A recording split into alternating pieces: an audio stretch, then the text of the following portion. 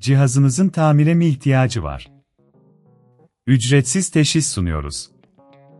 Kapınıza kadar alıyor ve teslim ediyoruz, telefon veya seyahat gerekmez.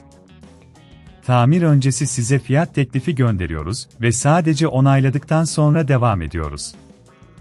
Kolay, şeffaf ve profesyonel. Link açıklamada.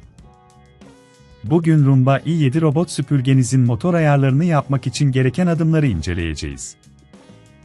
Bu işlem için öncelikle bazı aletlere ihtiyacımız var. Aletler arasında bir tornavida, bir temizlik fırçası ve bir multimetre bulunuyor. İlk olarak, Roomba'nın alt kısmındaki vidaları açarak başlayacağız. Vidaları dikkatlice çıkarın ve bir kenara koyun.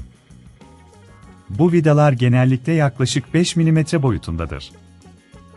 Vidaları çıkardıktan sonra, süpürgenin alt kısmını dikkatlice kaldırın. Burada motorun konumunu göreceksiniz. Motor ayarlarını yapmadan önce, motorun etrafındaki toz ve kirleri temizlemek için bir temizlik fırçası kullanın. Temizlik, motorun verimliliğini artırır ve uzun ömürlü olmasını sağlar. Eğer bunun çok zor olduğunu düşünüyorsanız, evden alın ve teslimat hizmeti sunduğumuzu unutmayın. Motoru açmadan önce, elektrik bağlantılarını kontrol edelim. Multimetre ile motorun bağlantılarının sağlam olduğunu kontrol edin. Bağlantılar sağlam değilse, yeniden bağlamak için tornavidayı kullanarak bağlantıları dikkatlice sıkın. Şimdi motorun ayarlarına geçebiliriz. Motorun üzerinde bulunan ayar vidalarını dikkatlice döndürerek uygun ayarı yapın. Her bir vidayı çok fazla sıkmamaya dikkat edin, aksi takdirde motor zarar görebilir.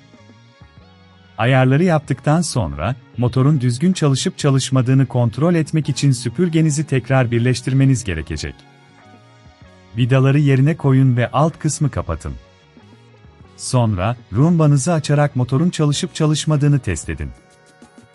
Eğer Roomba düzgün çalışmıyorsa, tamir öncesi fiyat teklifi alabilirsiniz. Son olarak, tüm işlemler tamamlandıktan sonra, süpürgenizi tekrar düzgün bir şekilde temizleyin. Motor ayarları yapıldıktan sonra, Roomba'nızın performansında gözle görülür bir iyileşme olmalıdır. Unutmayın, motor ayarları sırasında herhangi bir sorunla karşılaşırsanız, telefon yok, seyahat yok gibi avantajlarımızla, profesyonel destek alabilirsiniz. Bu sayede, Roomba'nızın her zaman en iyi performansı göstermesini sağlayabilirsiniz. Cihazınızın tamire mi ihtiyacı var? Ücretsiz teşhis sunuyoruz.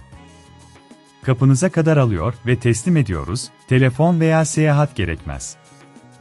Tamir öncesi size fiyat teklifi gönderiyoruz ve sadece onayladıktan sonra devam ediyoruz. Kolay, şeffaf ve profesyonel. Link açıklamada.